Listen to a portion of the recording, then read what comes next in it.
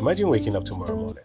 You stop at the coffee shop, you order your usual drink, the cashier smiles and says, "I'm sorry, our payment system is down." No problem. You reach for another card. It doesn't work either. You try Apple Pay. Nothing. Google Pay. Nothing. You head to the ATM. Out of service. You try ordering food online. Payment failed. The supermarket. Payment failed. The gas station. Payment failed. Within an hour, millions of people around the world are standing at checkout counters, unable to buy even the simplest things. Not because they ran out of money, but because they've lost access to it. That's the strange thing about modern money. Most of it is something you can't hold. It's information. Information moving across invincible networks, built by banks, technology companies, governments, and one piece of tiny plastic. That little card in your wallet didn't change how we pay. It changed how the entire world. And this story begins with something surprisingly ordinary: a forgotten wallet. Before we begin, take your wallet out, or your phone, look at it for a second. That tiny card, or that little data wallet, might be the most powerful object you carry every day.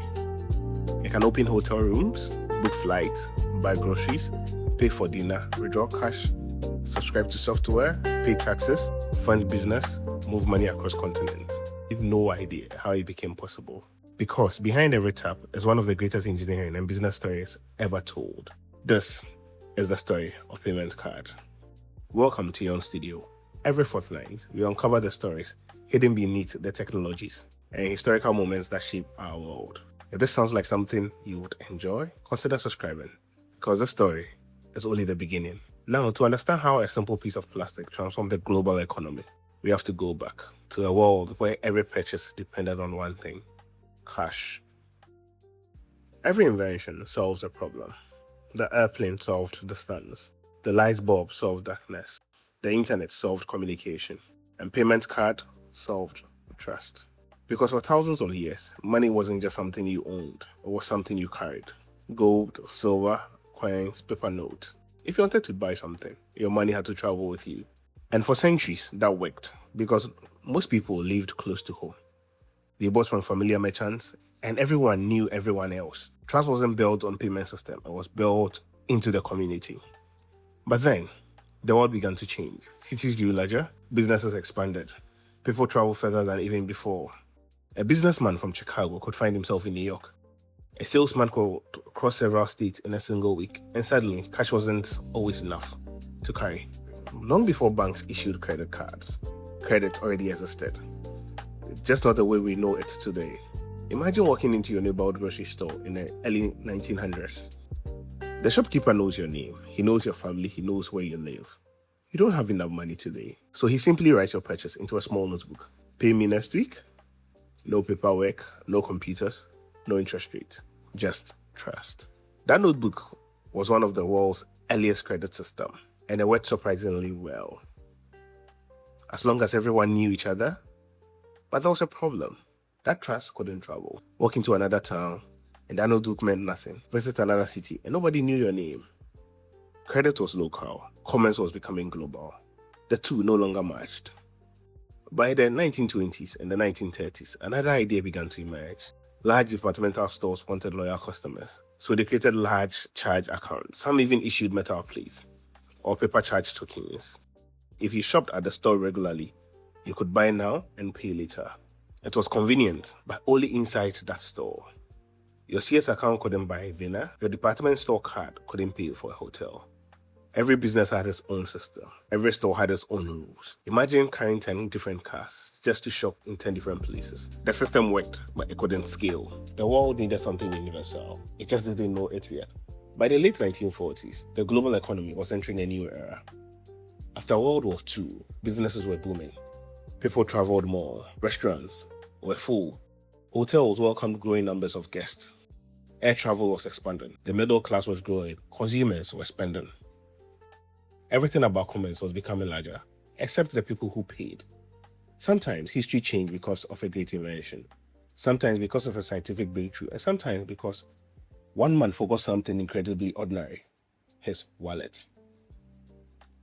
That forgotten wallet would give birth to the industry worth trillions of dollars, and it would forever change the relationship between people, money, and trust.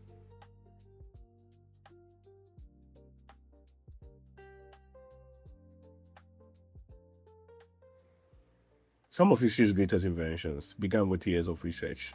Others began with accidents. This one began with dinner. It was February 1950. New York City was booming. The war was over. Businesses were growing. People were spending. And restaurants were becoming the meeting rooms of American businesses. One evening, a businessman named Frank McNamara walked into Major's Cabin Grill in Manhattan for a business dinner. Nothing about the evening suggested history was about to change. The conversation was ordinary, the food was ordinary. The meeting ended like countless others before it. Then the bill arrived. Frank reached into his pocket, nothing. He checked his other pocket, still nothing. His wallet was gone. Imagine that moment, a successful businessman sitting in a crowded restaurant, unable to pay for his own food. Today, you might tap your phone, transfer money instantly, or use your smartwatch. But in the 1950s, none of that existed. If you didn't have cash or a check, you had a problem. According to the story most often told, his wife was called to bring money and settle the bill. Whether every detail happened exactly the way has been debated by historians, but one thing is certain. That embarrassing experience sparked an idea that would change the comments forever. On his way home, Frank couldn't stop thinking about what has happened. The problem wasn't that he had forgotten his wallet. Anyone can do that. The real problem was that paying depended entirely on carrying money. What if instead of paying immediately, someone else paid the restaurant and you paid them later? Not a loan, not a bank account, just one card. Accepted by many businesses. One card, it represented trust. It sounded simple, but no one had ever built it before. Later that year, Frank partnered with lawyer Ralph Schneider and businessman Matty Simmons. Together, they launched something called Diners Club. The first Diners Club card wasn't made from plastic. They weren't even metal. They were made from cardboard, simple, tiny, almost unimpressive. Around 200 people received their first cards at lunch. Only a handful of restaurants accepted them. Members would enjoy their meals, sign their receipts, and receive a monthly bill from Diners Club. The restaurant got paid, the customer paid later, and the Diners Club earned a small fee for making it all possible. Today, this business model feels obvious. Back then, it was revolutionary because for the first time, people weren't just trusting each other. Businesses were trusting an entire network. But building the card wasn't actually the easy part. Convincing people to use it was much harder. Restaurants asked, why should we accept this piece of cardboard instead of cash? Customers wondered, why carry another card? Banks weren't convinced. Many believed people would never abandon cash. Frank had a difficult challenge. He wasn't selling a product. He was selling trust. Trust that restaurants will be paid. Trust that customers will settle bills. Trust that this strange new system would actually work. Trust is difficult to build and incredibly easy to lose. Then something remarkably happened. More restaurants joined, which attracted more customers. More customers encouraged more restaurants. Each new business made the card more valuable. And every new customer made it more attractive to merchants. Economists now call this the network effect. The more people join, the stronger the entire system became. Within a few years, the Diners Club expanded beyond restaurant. Hotels joined, airlines joined, entertainment venues joined. Business travelers loved it, executives loved it, companies loved it. For the first time, one card could travel almost easily as a person carrying it.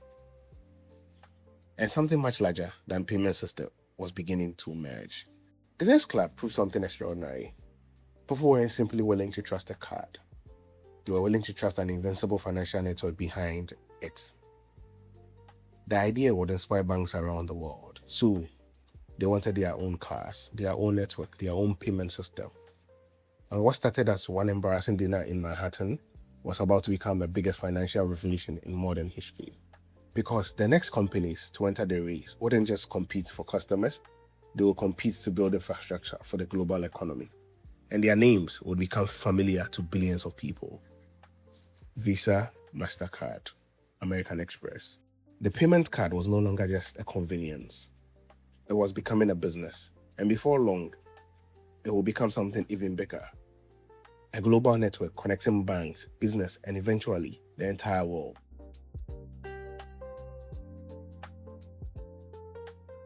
Diners Club proved one thing.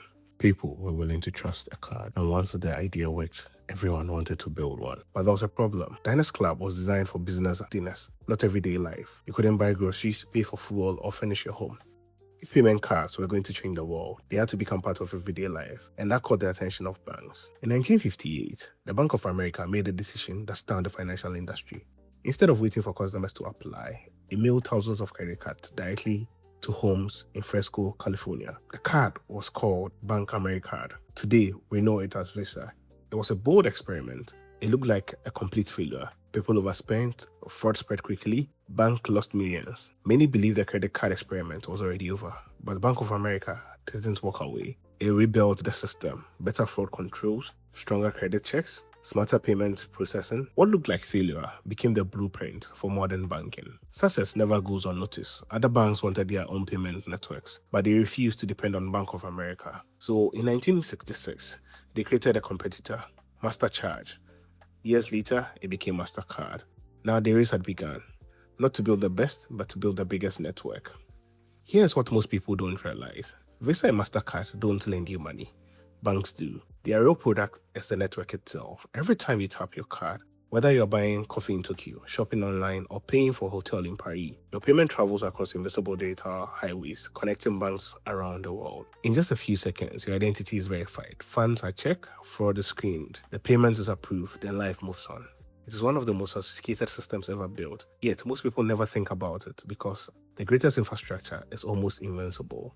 While Visa and MasterCard changed global acceptance, American Express chose a different path. It focused on trust, premium service, and prestige. Owning an American Express card wasn't just about paying.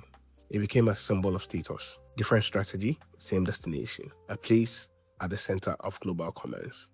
By the 1970s, payment cards were everywhere. Families used them on vacation, business relied on them for travel. Shopping became easier than ever before.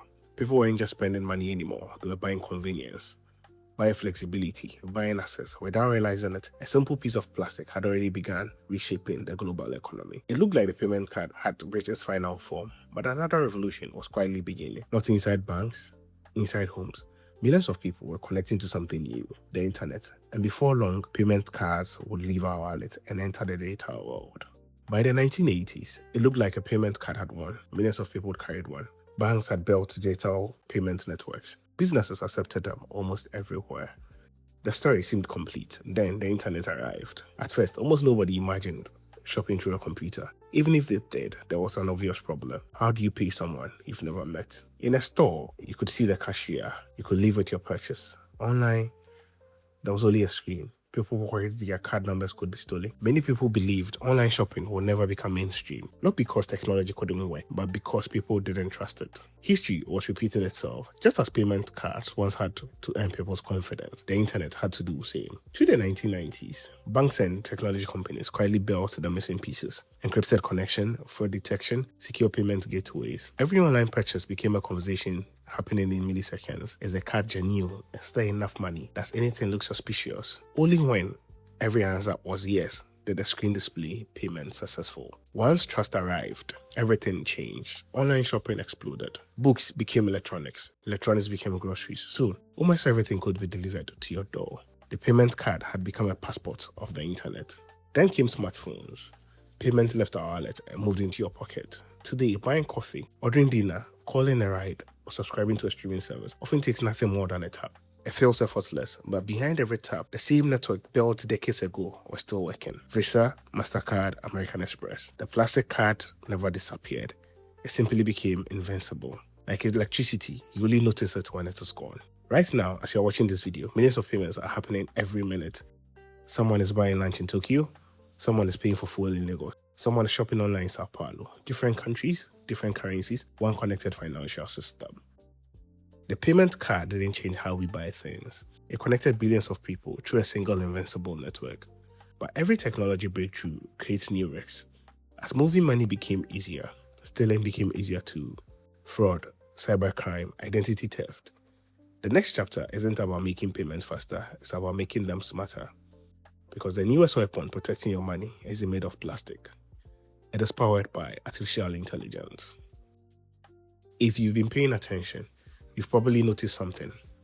The payment card is slowly disappearing. Not because it failed, but because it succeeded. Think about the last thing you paid for. Maybe you tapped your phone, maybe your smartwatch, maybe a subscription renewed while you were asleep. No cash, no wallet, sometimes not even a card, yet the payment still happened. Money is quietly disappearing into the background, and that's exactly what the industry wanted. Here's a twist. Payment cards were never the real invention. It was the bridge.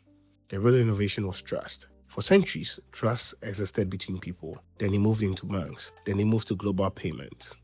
Today, it's increasingly built into software. Every time your bank flags a purchase, every time your phone approves a payment with your fingerprint, every time fraud is stopped before you even notice, software is making thousands of decisions in the blink of an eye. The future of payment isn't about replacing card, it's about making trust invincible. Then something unexpected happened. The wallet itself moves into your phones. Apple Pay, Google Wallet, Samsung Wallet. They didn't replace Visa or MasterCard, they simply hid them. Your plastic card became a secure digital identity, protected by encryption, biometrics, and the device in your pocket didn't disappear, it evolved. But the story doesn't end there.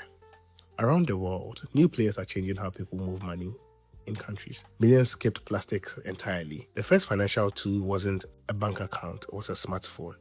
Meanwhile, artificial intelligence is becoming the newest guardian of the payment system. Watching billions of transactions, detecting fraud in real time, learning patterns no human could ever see. The future of money may not belong to a single company or even a single technology. It will belong to whoever can earn far more valuable trust. When the story began, money was something you could hold. Coins, paper, plastic cards. Today, it's becoming something you barely noticed. But across every generation, one question has never changed. Can I trust the system? This question built banks, it built Visa, it built MasterCard, American Express, it built online shopping, and now it's shaping artificial intelligence, data wallet, and whatever comes next. Technology will keep changing, money will keep evolving, but trust will always be the real currency. It's remarkable, isn't it? One forgotten wallet inside a restaurant in New York became the beginning of a financial revolution. An idea born from a moment of embarrassment now helps move trillions of dollars every single day. From buying your morning coffee to paying for a flight across the world to running businesses that span continents, the payment card became far more than a piece of plastic. It became one of the invincible systems holding modern civilization together. And perhaps that's the most fascinating part. The inventions that changed our lives the most are rarely the loudest. They quietly became part of everyday life until we can no longer imagine the world without them.